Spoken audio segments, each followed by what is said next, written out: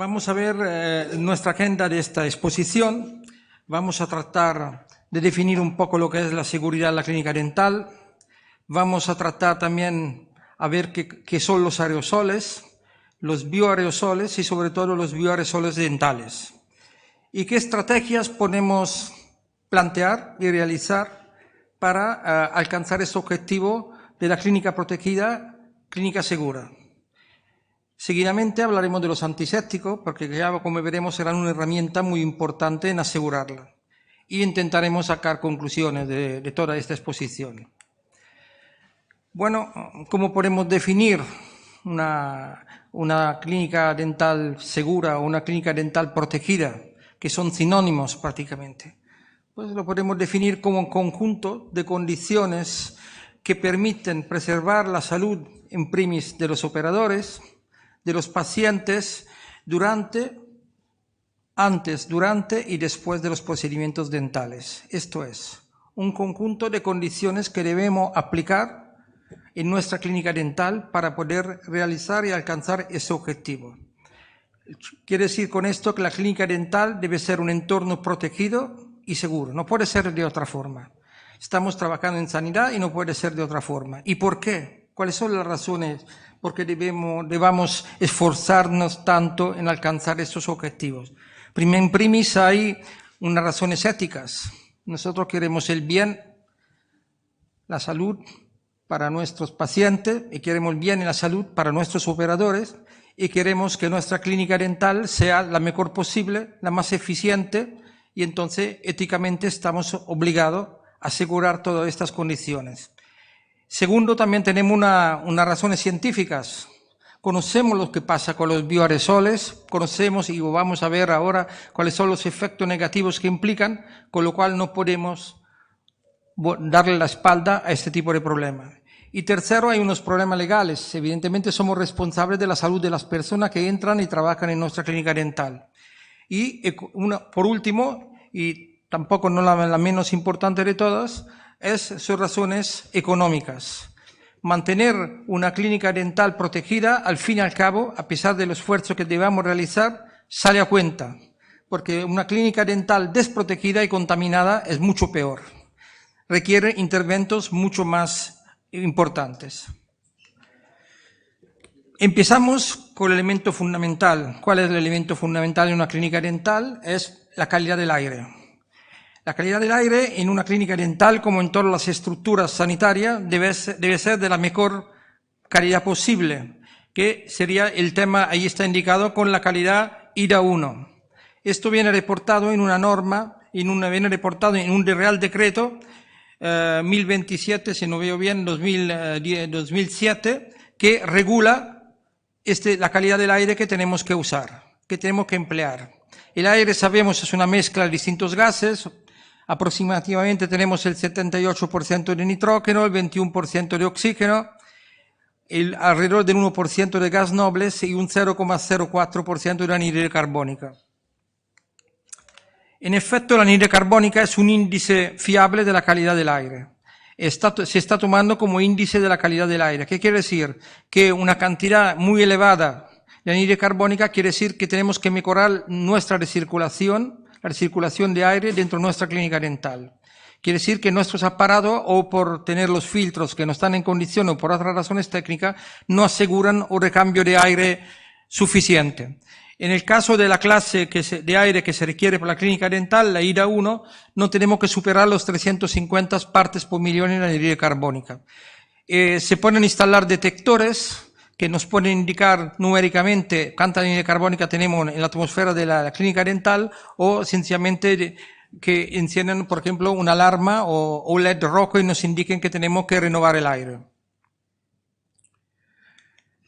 Bueno, ahora vamos a lo que más nos interesa, es el tema de los aerosoles. ¿Qué son los aerosoles exactamente?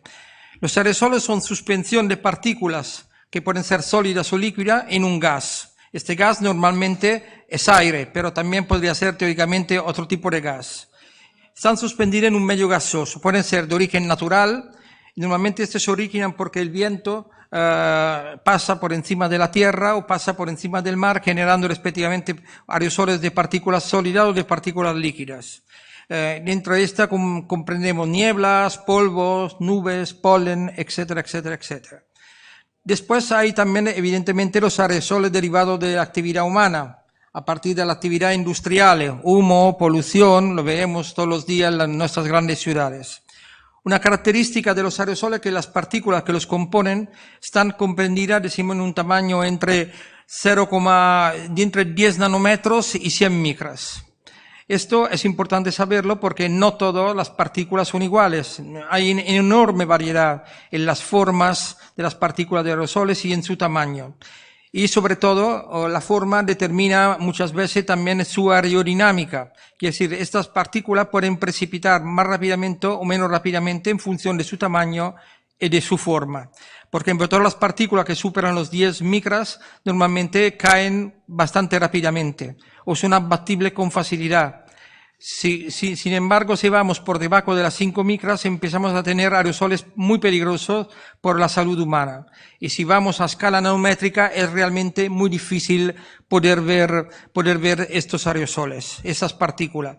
De hecho, estas partículas son visibles solo a partir de unas 50 micras. A partir de un diámetro medio de 50 micras, estas partículas son visibles. Bueno, nos vamos a ocupar en particular de los bioaerosoles, que son una clase de aerosoles donde estas partículas de las cuales hemos hablado son de orígenes biológicos. ¿Y en qué consisten estas partículas de origen biológico? Pues consisten de bacterias, hongos, viruses, pero también puede ser esporas, pero también puede ser de materiales no viables, o como se dice no viable, material inerte, biológicamente inerte, como puede ser polen, fibras vegetales, etc. Esto constituye un peligro muy grande, ya lo veremos. El intervalo de tamaño de estas partículas de bioaerosoles queda lo mismo que hemos dicho, decimos una micra, inferior a una micra, hasta 100 micras. Las más peligrosas, volvemos a repetir, son las inferiores a 5 micras. Hay muchos tipos de estos tipos de partículas y aquí lo podemos ver. Pues aquí tenemos, partimos de 100 micras, que es el tamaño del pelo, al polen, glóbulos rojos, bacterias, virus, hasta llegar a casi a nivel molecular, ¿no? Entonces podemos distinguir que hay una fracción de partículas finas que son las más peligrosas por la salud. Como hemos dicho, las partículas más grandes precipitan y son fácilmente abatibles. Y también tenemos unas partículas ultrafinas que realmente pueden alcanzar, como veremos en las vías respiratorias, grados de profundidad muy importantes. En efecto, aquí en esta figura es muy importante ver cómo a medida que el tamaño de las partículas de los bioaerosoles disminuye, van alcanzando, niveles mucho más profundos, hasta llegar a los bronquiolos y hasta llegar a los alvéolos. Y esto nos hace pensar que realmente pueden provocar daños fisiológicos muy importantes. Evidentemente también en la boca, no solo en la vía respiratoria, también la cavidad oral está interesada por estas partículas, por estos bioaerosoles. El impacto sobre la salud humana puede ser y es muy importante. Podemos tener desde enfermedades infecciosas como la tuberculosis, las legionelas, las pulmonías bacterianas y otro tipo, la gripe, por ejemplo, entre otras, y otras enfermedades virales, hasta enfermedades gastrointestinales, y asma, etc. No nos olvidamos que en cualquier caso los aerosoles en general son peligrosos también desde el punto de vista químico, no solamente desde el punto de vista biológico. Entonces aquí tenemos que introducir un concepto que es muy interesante, el concepto de viabilidad, porque hablamos de bioaerosoles, pero ¿están vivos o están muertos? ¿Están constituidos de partículas vivas o de partículas muertas? Entonces, en lugar de usar el término vivo o muerto, se usa científicamente el término viable. Un microorganismo es viable cuando es capaz de reproducirse y de infectar. Por ejemplo, un virus por sí mismo no es capaz de reproducirse, pero es capaz de infectar. Entonces, cuando un microorganismo es capaz de infectar y se reproduce, pues es viable. Pero no solo son peligrosos los microorganismos que son viables, lo son también aquellos que no lo son viables, quiere decir que biológicamente no pueden reproducirse, que son muertos, pero también presentan una peligrosidad, como por ejemplo provocar alergias o incluyen toxinas o respuestas inmunitarias. Una pregunta que viene espontánea es la siguiente: ¿cuánto tiempo dura un microorganismo en un bioaerosol? ¿Durante cuánto tiempo es viable? Pues esto depende. Depende de las condiciones de humedad, de temperatura y de radiación. Es muy interesante, por ejemplo, pensar que las nubes, en un sistema tan aislado de la Tierra como son las nubes, realmente las nubes no son estériles. Hay, decimos, microorganismos que viven en las nubes y que cuando hay lluvia, evidentemente, precipitan en la Tierra. Entonces, esta rama de la microbiología que estudia este fenómeno se llama aeromicrobiología. Evidentemente, los microorganismos no se encuentran a gusto en un aerosol. ¿Por qué? Porque tienden a deshidratarse, sobre todo a altas cuotas la radiación ultravioleta las puede matar. Entonces, no es, decimos, el ambiente mejor para crecer y reproducirse por los microorganismos, el bioaerosol. Bueno, por ejemplo, vamos a ver algún ejemplo de viabilidad de los microorganismos en un bioaerosol. Pues tenemos, por ejemplo, el bacilo de la legionella, que es tristemente famoso, que dura menos de 15 minutos. Streptococcus fetalis, 30-60 minutos. Aquí hablamos que teóricamente que no haya precipitación, no haya deposición de estas partículas en el suelo, evidentemente. Los Streptococcus en general pueden durar hasta 48 horas. Los Staphylococcus, 3 días aproximadamente. El influenza virus hasta 3 semanas, pero tengamos en cuenta que no hay ningún bioaerosol que se queda suspendido 3 semanas, ¿no? Y las esporas de Aspergillus penicillium, pues hasta 12 años. Como podemos ver, es un peligro real incumbente sobre la salud y sobre la protección y la seguridad de la clínica dental. Bueno, hasta ahora hemos hablado de bioaerosoles externos que están en el exterior. Pues evidentemente también hay bioaerosoles por interior, en ambientes cerrados, en sistemas que son cerrados pero no aislados. ¿Qué quiere decir? Sistemas donde puede entrar energía y materia, en el sentido que entran pacientes, entra material, entra gente, pero son cerrados por el sistema de estructura física de la clínica dental. Entonces, en la clínica dental tenemos 2 elementos que van a crear estos bioaerosoles, 2 elementos fundamentales. Asumimos que hemos controlado la calidad del aire, asumimos que todo el aire que viene procede del exterior esté controlada. Entonces, la clínica dental, ¿de dónde proceden los aerosoles? Hemos cerrado su puerta, le hemos cerrado la puerta a los aerosoles del exterior. Pues proceden de los procedimientos dentales, cioè cuando nosotros realizamos un procedimiento dental sobre un paciente, estamos introduciendo instrumental, estamos aire comprimido, instrumental que gira, etcétera, etcétera. Entonces, generamos aerosoles que son infecciosos si no los tratamos. Y después también, evidentemente, contamos con el hecho que el paciente se queda sin protección, en el sentido el paciente no puede llevar evidentemente una mascarilla, con lo cual también emite sus propios bioaerosoles.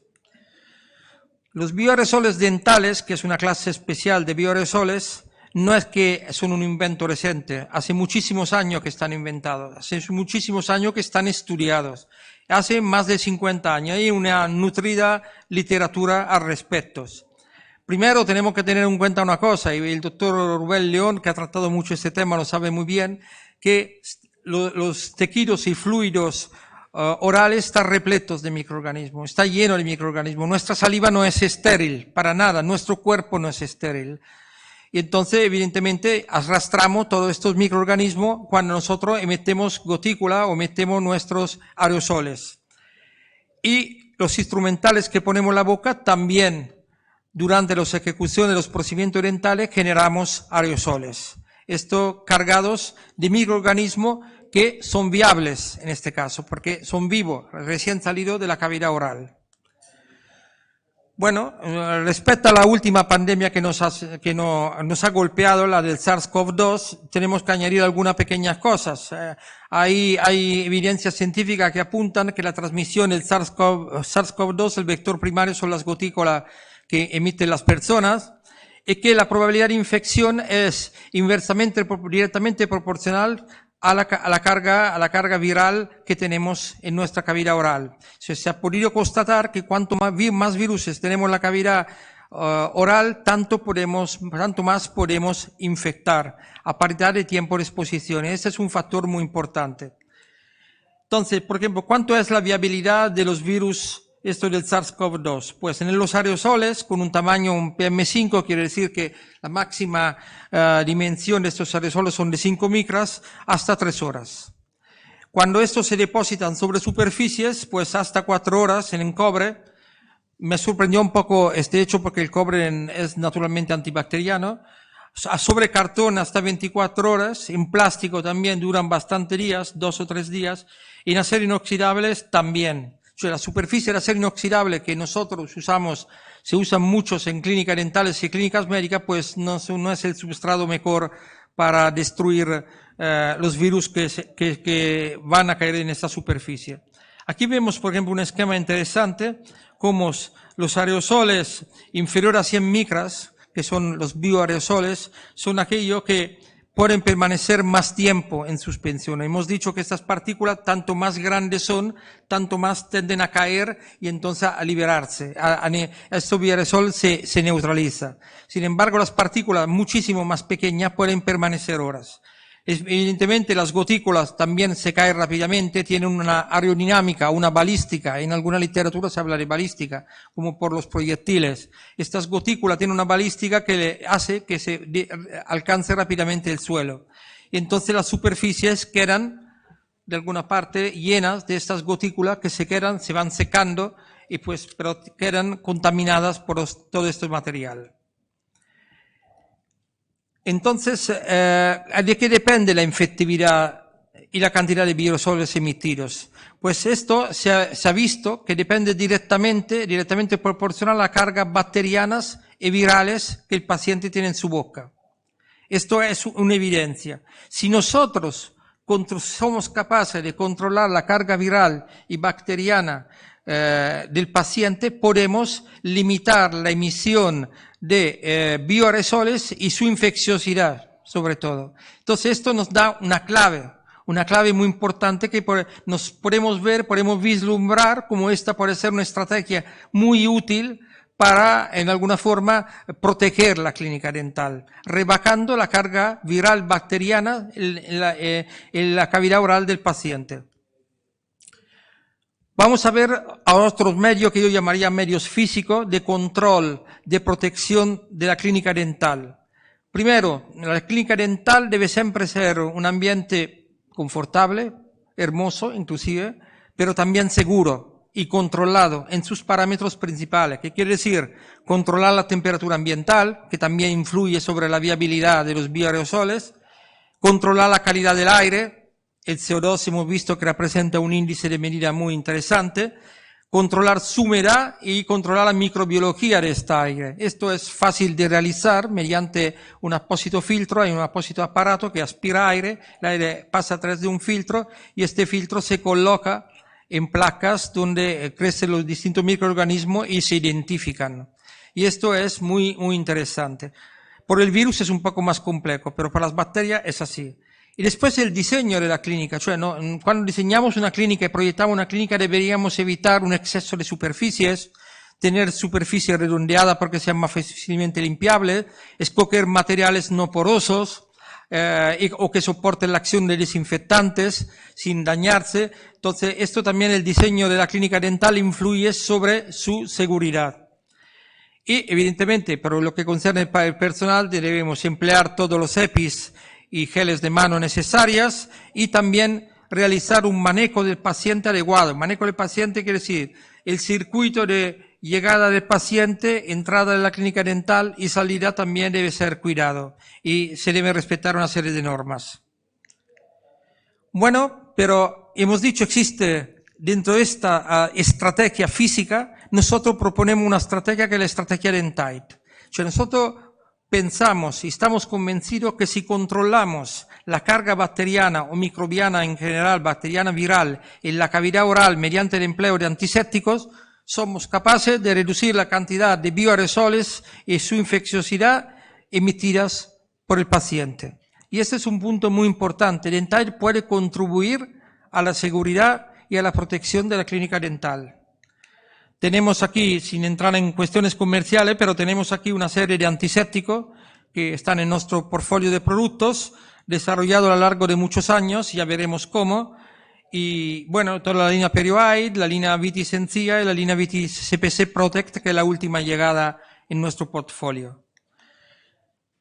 Vamos a hablar un poco de los antisépticos, porque hemos visto que los antisépticos son capaces de reducir esta carga viral bacteriana en la boca del paciente, entonces nos ayudan a proteger la clínica dental. Pero entonces tenemos que saber muy bien de qué se trata cuando hablamos de antisépticos.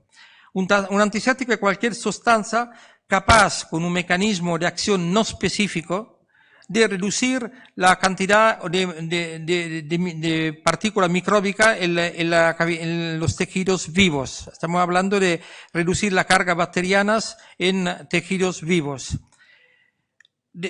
Debemos distinguirlo de los desinfectantes. Los desinfectantes siempre también tienen una acción antimicrobiana, pero se aplican en superficies inertes. Esa es la diferencia. Un antiséptico, según su concentración, puede ser también desinfectante, pero un desinfectante no necesariamente lo podemos aplicar por seguridad en la boca. Esta es un poco la diferencia. Bueno, aquí hay dos antisépticos que son los antisépticos estrellas de quien trabaja en el campo oral. Uno es la clorhexidina, que conoceréis muy bien, pero aquí hacemos un breve repaso. Aquí vemos que es una molécula muy grande, tiene un peso molecular muy elevado, superior a 800, tiene un amplio espectro de acción, una sustantividad que ya veremos de 8 o 12 horas, y las concentraciones de uso son entre un 0,05 y hasta un 0,2%. Nosotros preferimos trabajar con concentraciones más bajas. Y ya lo veremos por qué podemos trabajar con estas concentraciones más bajas. Esta es una molécula muy antigua, fue sintetizada a mediados de los años 50 como antimalárico. Una aplicación totalmente distinta a lo que estamos usando ahora, pero como antimalárico. Y después se descubrió con los años que pues podría ser usado como antiséptico y sucesivamente como antiséptico oral. Bueno, esta es una imagen bastante colorida, pero que es muy interesante. Es una imagen donde vemos las densidades y cargas electrónicas. En azul son las cargas positivas. Sabemos que en la molécula de la clorhexidina hay dos cargas positivas. Y en rojo es la carga negativa del contraion gluconato.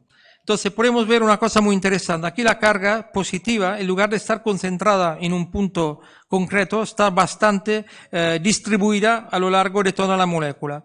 Esto hace que el carácter de tensioactivo de la clorhexidina sea relativamente bajo. No se ha determinado, no existe ningún trabajo que haya calculado cuánto es este índice que se llama HBL, que es la relación entre la parte lipófila e hidrofílica, que nos da idea de la detergencia de la molécula. No lo sabemos, pero seguramente no es un elevado grado de detergencia porque sus cargas están bastante distribuidas a lo largo de toda la molécula. Aquí, una de las propiedades principales de la clorhexidina es la sustantividad, es la capacidad de unirse reversiblemente a una superficie biológica. Y digo reversiblemente porque si se uniera de forma estable y permanente no nos serviría. Esto depende de la estructura molecular del antiséptico, en este caso de la clorhexidina o del CPC, y de la naturaleza de la superficie con la cual interacciona. Veremos que una cosa es distinta si sobre vidrio, otra cosa es la sustantividad sobre la mucosa oral, otra sobre otros materiales. También factores químico-físicos influyen mucho sobre el tema de la sustantividad. pH, concentraciones, temperatura. En definitiva, podemos decir que en cuanto a antiséptico, el agente más efectivo son los que duran más en el tiempo, son los que poseen la mayor sustantividad. Ese es un poco el mecanismo de acción que nos hace ver cómo podemos racionalizar la sustantividad de la clorhexidina en términos de mecanismo molecular. Pues tenemos la superficie, que es una superficie recubierta de mucina, que expone unos grupos carboxílicos cargados negativamente, y lo que no hace otra cosa, la clorhexidina con sus cargas positivas, ligarse por vía electrostática a estos grupos emergentes de la mucina.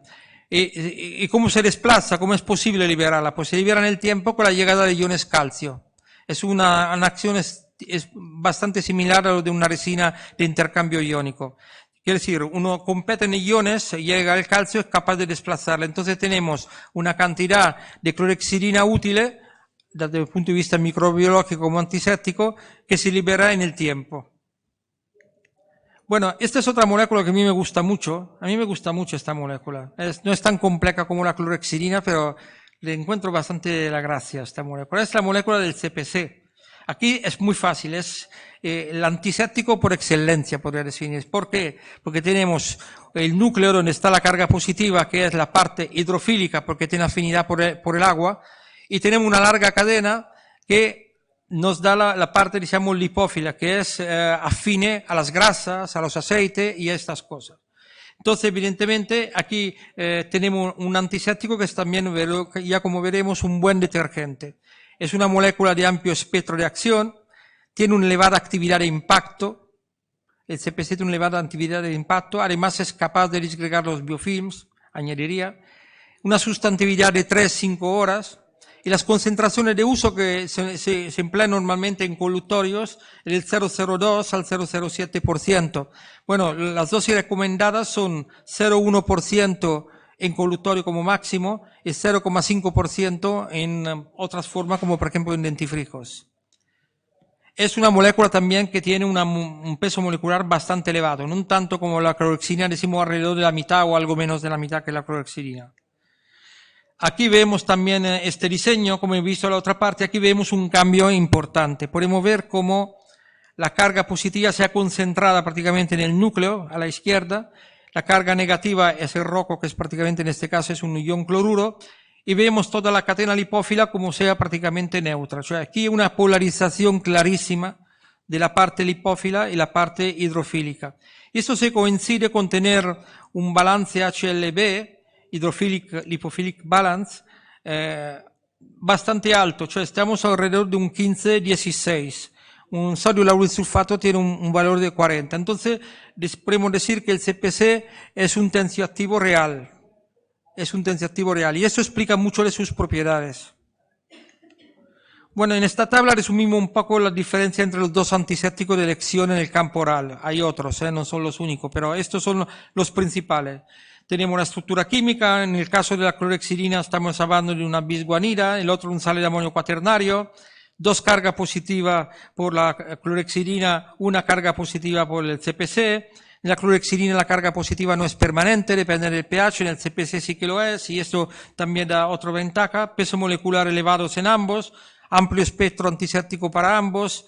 Tensioactividad, en el caso de la clorhexidina, no lo sabemos qué valor tiene, pero sabemos, por cierto, que es menor que la del CPC, y esto nos explica otras cosas que ya veremos.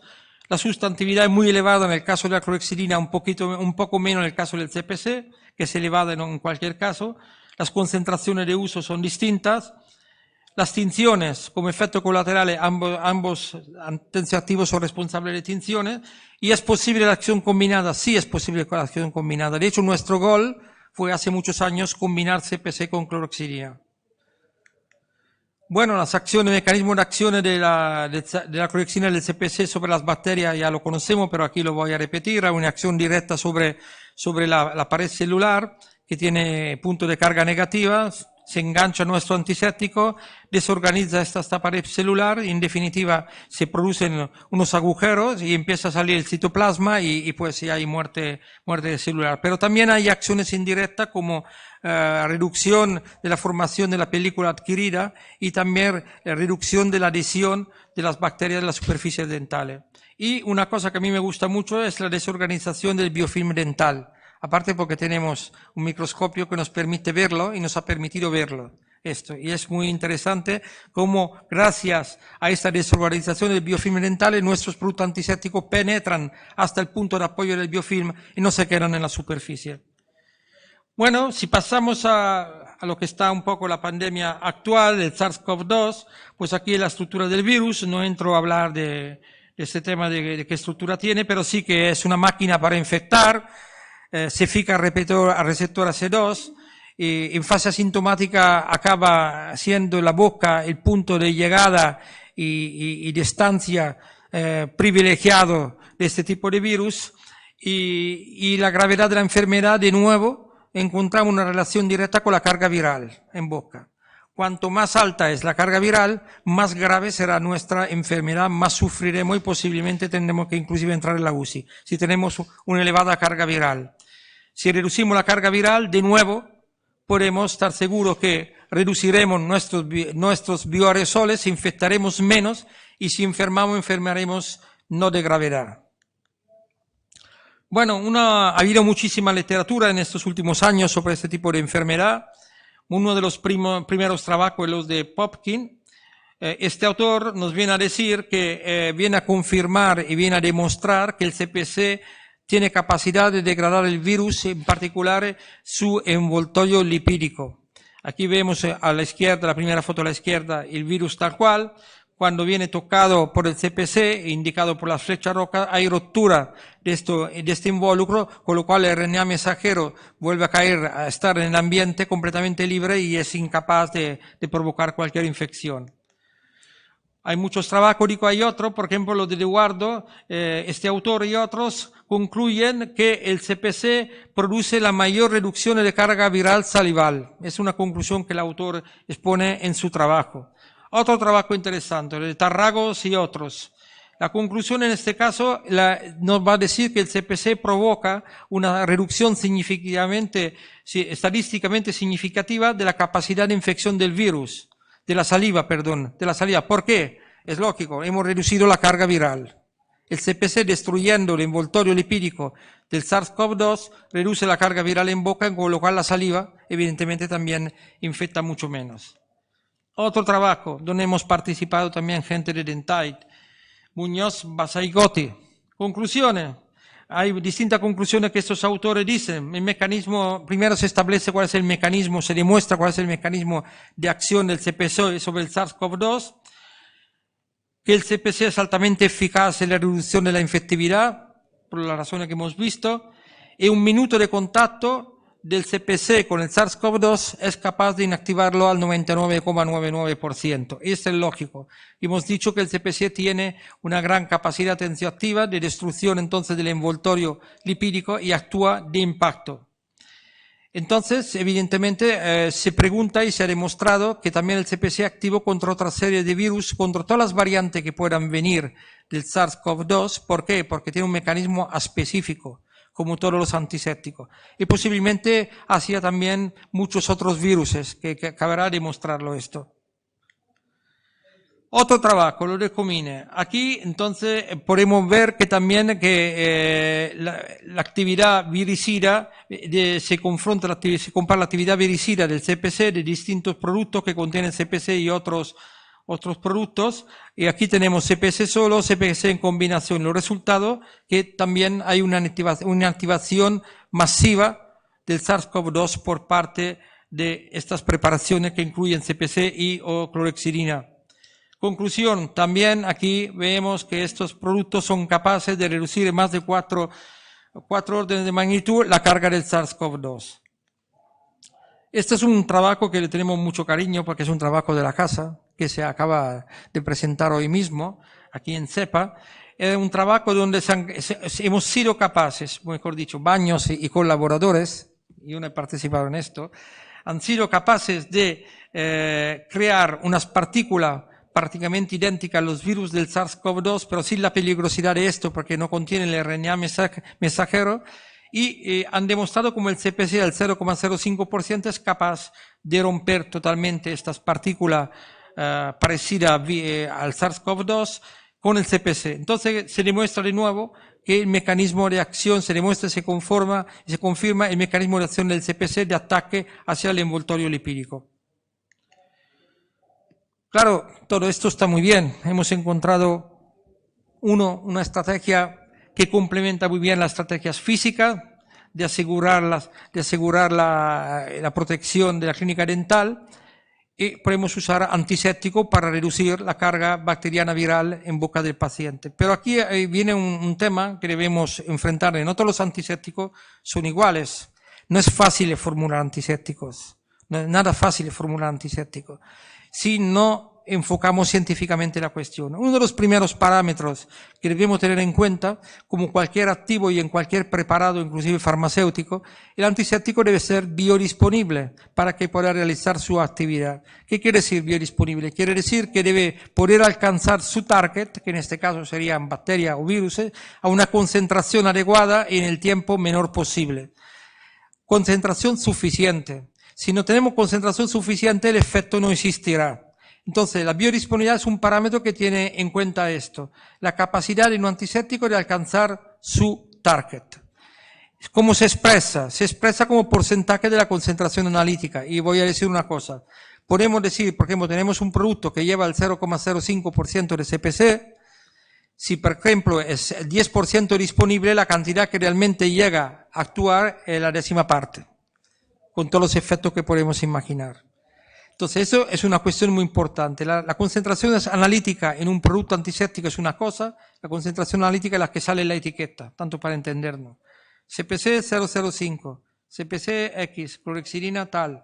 Bueno, esa es la concentración analítica, que por supuesto la tiene que dar el producto, inclusive por razones legales. Pero otra cosa es su capacidad del antiséptico de alcanzar el objetivo. Entonces, nosotros lo que queremos es intuitivo, que lo que queremos que para que funcione mejor posible debe ser más alta posible este parámetro de biodisponibilidad. Pero este parámetro de biodisponibilidad, desafortunadamente, está influido mucho por el diseño de la fórmula. Los otros elementos de una fórmula, hay os activo y excipiente, son muy determinantes para hacer que la biodisponibilidad de un producto sea alta o baja. Con lo cual, el diseño de la fórmula es importantísimo. Ahora vamos a ver cómo podemos hacer producto inactivando totalmente el antiséptico y cuáles son los mecanismos de inactivación del antiséptico dentro de un producto que puede ser un producto comercial. Bueno, recordamos que los antisépticos son moléculas muy grandes, de peso molecular muy alto, con dos cargas en el caso de la clorhexidina y una carga positiva en el caso del CPC. Entonces, la primera cosa que podemos decir es que el primer mecanismo de inactivación es por interacción electrostática. Aquí he enseñado a dibujar el CPC, pero podría ser la clorhexidina también. Cuando interacciona con una especie X-, que es una especie aniónica, quiere decir con carga contraria, una especie con carga negativa, cuál puede ser conservante, edulcorante, muchísimas sales, colorante, polímeros aniónicos también, pues va a formar un adducto que en casos dramáticos inclusive puede precipitar, pero en los casos normales puede que no observamos nada, pero sin embargo su biodisponibilidad nos va a bajar. Entonces podemos tener que, si no somos capaces de diseñar bien nuestra fórmula, por interacción electrostática tenemos un efecto mucho menor del antiséptico. Y esto es muy importante entonces el diseño de la fórmula. Poder saber qué tipo de conservante poner, qué cantidad de edulcorantes poner, si podemos añadir ciertas sales o no, etc. En pasta de dientes, además, hay otro factor todavía más grave. Hay una interacción de estos antisépticos catiónicos con los sistemas abrasivos y estructurantes que normalmente son sílices en pasta de dientes. Entonces, los abrasivos son capaces de absorber estos antisépticos en su superficie, entonces no los encontramos, ni siquiera analíticamente los encontramos, y esto es muy grave. Podemos preparar una pasta de diente, contiene el 0,12% de clorhexidina, la vamos a analizar y no encontramos absolutamente nada de clorhexidina. Pero quiero recordar que nosotros tenemos un producto y tenemos muchos productos con CPC en pasta de dientes. ¿Por qué? Los nuestros sí que lo podemos valorar. En nuestros productos, en nuestras pastas de dientes con CPC, podemos valorar el CPC. Lo recuperamos perfectamente, al 100%, además establemente en el tiempo. Y entonces es muy importante, porque hemos desarrollado una tecnología ad hoc desde hace mucho tiempo. Somos los únicos que hemos conseguido formular el CPC en pastas. No hay nadie más. Pasando a otro mecanismo de inactivación, es normalmente la interacción con emulsionante. El emulsionante es una especie, un elemento de la fórmula que se pone para solubilizar especies como aromas o cosas insolubles. Bueno, ¿qué pasa aquí? Pasa que el emulsionante nos forma una micela que incluye dentro el CPC queda apantallado hacia la célula bacteriana y no puede funcionar. Con lo cual también la elección del emulsionante es muy importante. Como podéis ver, es muy complicado formular este tipo de antiséptico. El CPC y la clorhexidina algo más que el CPC, pero ambos son complicados de formular si queremos obtener un producto de alta biodisponibilidad que sea capaz de reducir la carga bacteriana en la boca y proteger la clínica dental.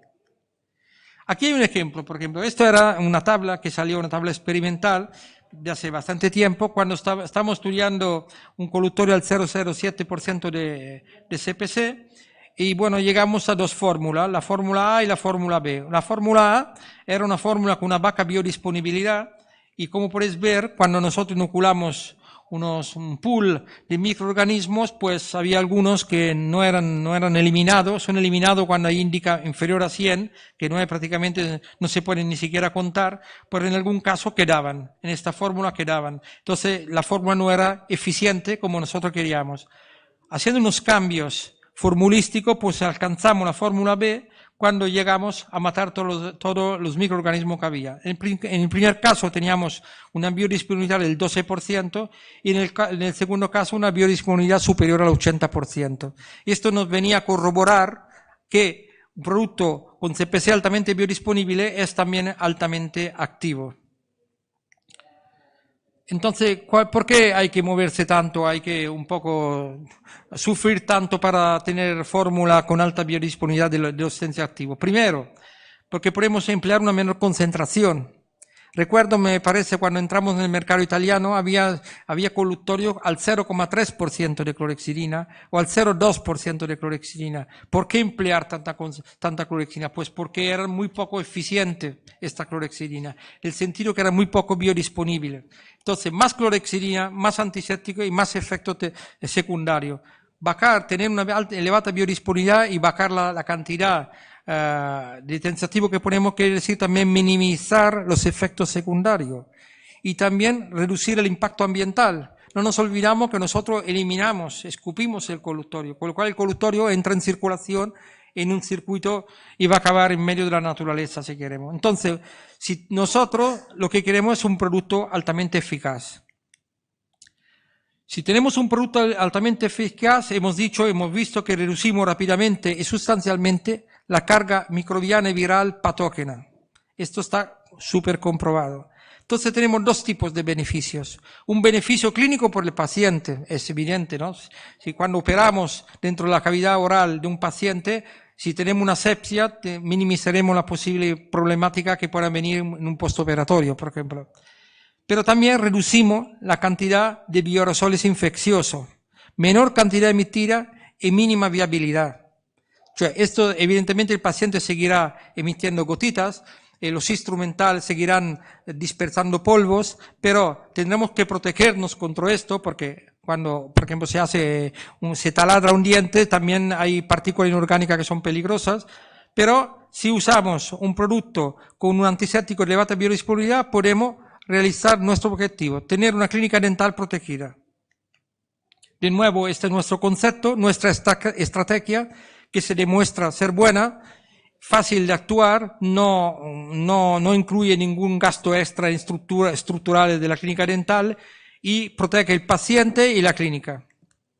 Aquí de nuevo nuestros productos, pues ya tenemos un pool realmente importante de productos. No hay más productos antisépticos que no están en esta diapositiva, pero estos son los principales y sobre todo el último de la línea Vitis CPC Protex puede tener un éxito muy importante debido a que con su CPC se ha demostrado muy activo contra el SARS-CoV-2 para preservar la infección de SARS-CoV-2. Bueno, entonces estos antisépticos que tenemos, ¿qué tienen de característico? Pues intensa acción antiséptica, rápida reducción de la carga viral, menores emisión de bioaerosol en el infeccioso, entonces son altamente efectivos en proteger la clínica dental, que es nuestro objetivo. ¿Y gracias a qué? Porque también hay otros productos con clorhexidina y con CPC. Gracias a nuestro diseño que es único. Entonces, pues, estos son los resultados. Conclusiones, si podemos sacar algunas conclusiones. Vemos, yo he sacado aquí unas cuantas, seguramente no son todas, pero las principales. Tenemos que obtener una clínica dental protegida. Y para hacer esto, primero de todo, realizar medidas de control del ambiente, combinadas y racionales. No es suficiente por ejemplo, que una ventana sea estanca si después el aire acondicionado tiene los filtros atascados. Entonces, combinadas y racionales. Reducir la emisión de bioaerosoles por parte del paciente durante los procedimientos dentales. Y esto pasa por reducir la carga bacteriana viral en la boca del paciente. La aplicación de productos con clorexina Y o CPC puede realizar este objetivo y es una herramienta muy útil a emplear. Pero no todos los antisépticos son igual, tenemos que usar solo antisépticos de probada eficacia y desarrollado bajo un enfoque científico riguroso. Y solo aquellos que tienen biodisponibilidad elevada, como hemos visto, pueden ser útiles para proteger la clínica dental, como queremos todos. Bueno, esto es todo. Agradezco a CEPA también la posibilidad de haber tratado un tema tan interesante y a vuestra presencia.